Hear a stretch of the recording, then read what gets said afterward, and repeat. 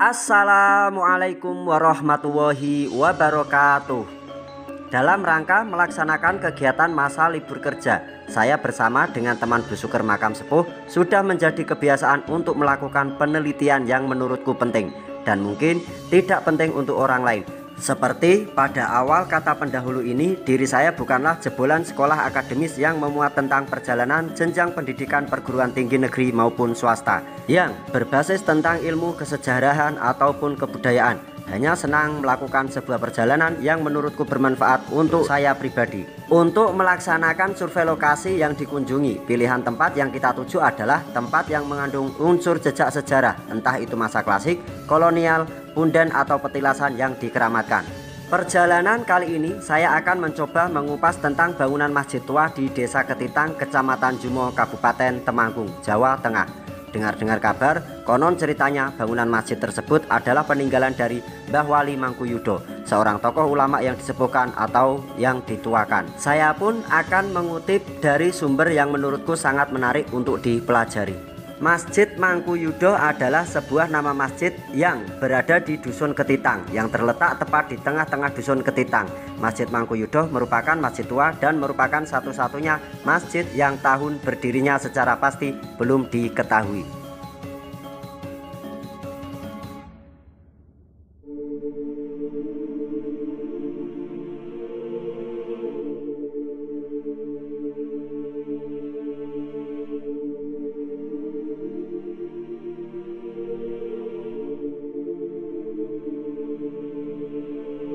Karena sampai saat ini tidak ditemukan bukti-bukti tertulis yang pasti, akan tetapi secara bahan material yang masih bisa diketahui dan masih dalam kondisi baik menunjukkan bahwa Masjid Mangkuyudo adalah masjid tua yang didirikan pada zaman Hindu. Hal demikian dapat kita lihat pada ukiran dan ornamen yang terdapat pada mimbar maupun ukiran tiang atau saka. Menurut tokoh masyarakat yang mengampu pimpinan sampai dengan tahun 80-an, masjid pernah dipugar pada tahun 1963, hanya saja pemugarannya sangatlah sederhana, yaitu hanya tambal sulam dari dinding dan atap genting saja. Itu pun menggunakan bahan yang sangat sederhana.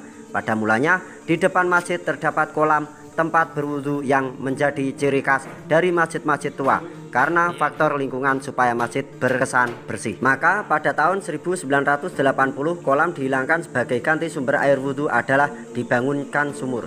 Karena dengan adanya kolam yang teraliri air dari sawah terkesan kotor, sangat berbahaya bagi kesehatan pribadi maupun lingkungan. Pada tahun 1987 atas prakarsa dari seorang ulama karismatik dari Banjar Agung, Kajoran Magelang, Kiai Haji Abdul Hamid, yang tidak sengaja sedang melakukan ziarah ke makam tua di Dusun Ketitang, berinisiatif untuk memugar karena menurut beliau kondisi masjid sudah tidak layak. Pemugaran bangunan masjid dilakukan dengan cara gotong royong seluruh warga. Akhirnya tahun 1999 masjid selesai dipugar. Walaupun pemugarannya belum sempurna, akan tetapi sudah jauh lebih baik dibandingkan dari kondisi sebelumnya. Sampai saat ini luas bangunan masjid berukuran kurang lebih 14 x 15 meter. Sumber walimangkuyudo.wordpress.com. Saya pribadi tidak melanjutkan dengan kutipan dari sumber-sumber lainnya karena menurut saya kutipan di atas sangat menarik untuk dikupas. Tipologi bentuk bangunan masjid peninggalan Wali Mangkuyudo. Sebagaimana diketahui bahwa entitas bentuk masjid kasepuhan tersebut dibentuk dengan unik dan khas, memiliki kemiripan dengan bangunan Masjid Agung Demak, memiliki perbedaan dengan masjid-masjid di wilayah lain di belahan dunia.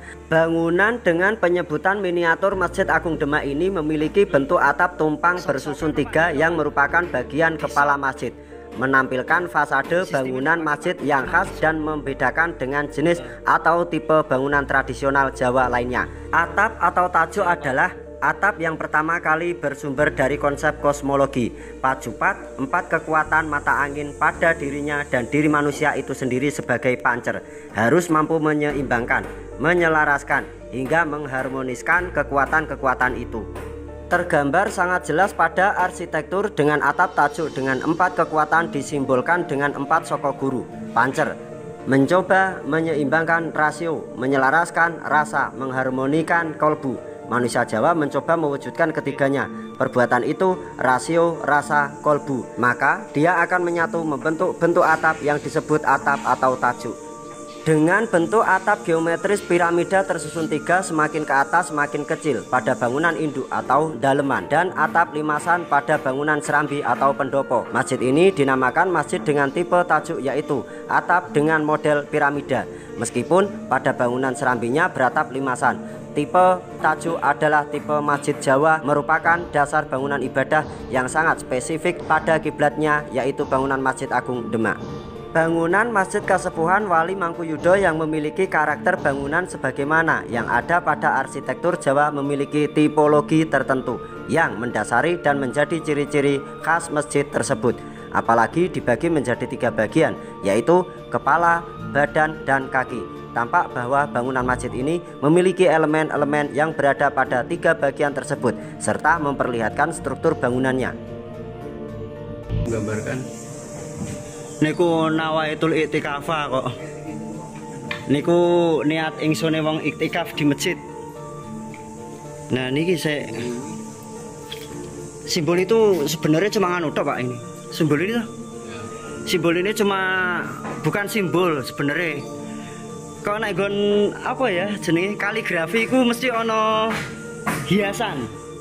Ini cuma hiasan tok niku Pak. Lah nek iki mungkin ini mimbare Pak nggih. Iki sebut Pak. Pindune. Mimbare. Mimbare. Mimbare tetep produk Hindu. Nggih. Sing arane produk Hindu. Lah ini kan Kala Marga. Kala niki Pak. Kala kan identik bangunan candi Hindu. Kala. Model Kala ya. Tasih Mataram iki identik kali leluhure tasihan.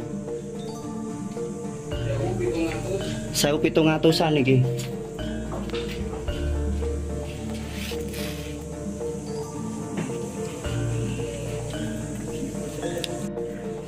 Arsitektur tradisional Masjid Kasepuhan Wali Mangkuyudo memiliki ciri-ciri sebagai berikut.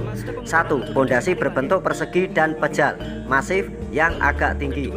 2. Tidak berdiri di atas panggung, tetapi di atas dasar yang padat. 3. Mempunyai atap piramida yang meruncing ke atas, terdiri dari 3 tingkat yang disebut tajuk, dan akhirnya puncak dengan mahkota atau mustaka. 4.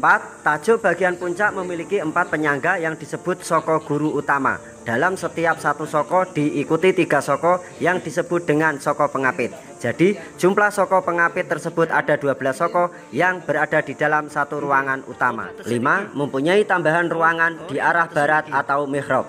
Dan yang keenam, mempunyai serambi atau pendopo dengan soko yang disebut soko pengarak.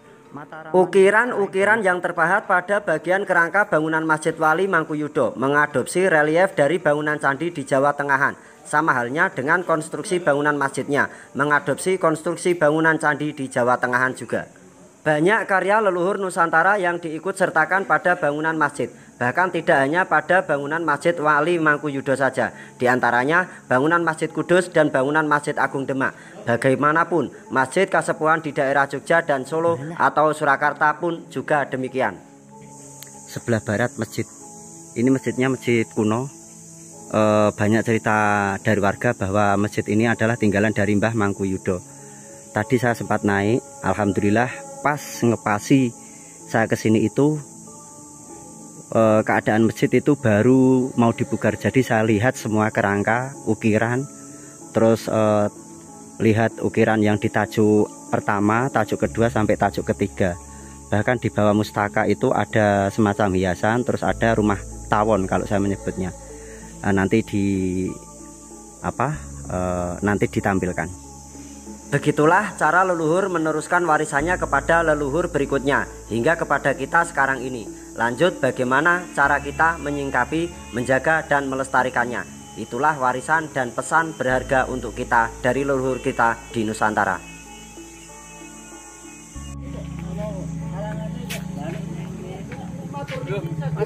Iya. Kok sampai di sini? Loh, saya akan delok, Pak. Oh iya, saya kena mic kono ya. Derek teng makom Pak nggih. Kula kok Yang mriki kathah makoi, Pak. nggih, kok ternyata teng mriku erane kathah sing beda. Nek panci wau saking ngene Mbah sinten?